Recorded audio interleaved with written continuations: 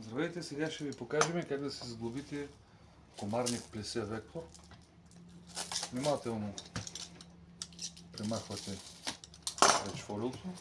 Комарникът е произведен по ваши размери.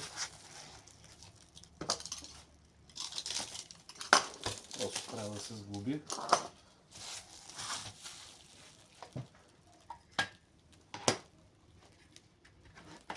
Слагате комарника.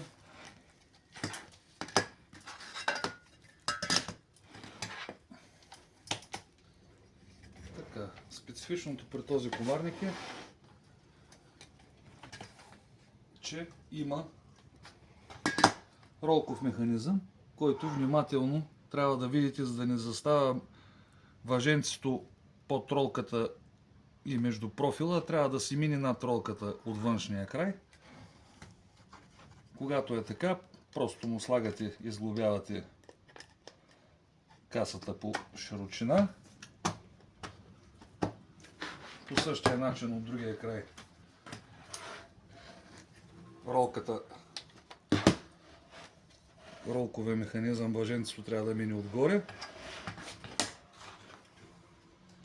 Сглобявате му и другата част от касата,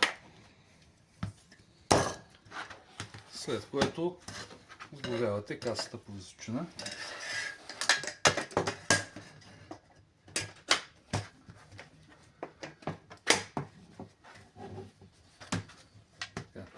Видите комарника и пробвате дали се движи. Ето.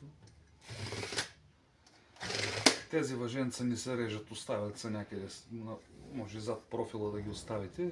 Те са за съответни корекции в движението, но по принцип всичко ви идва предварително минато през стен и развиждане. Монтажа се извършва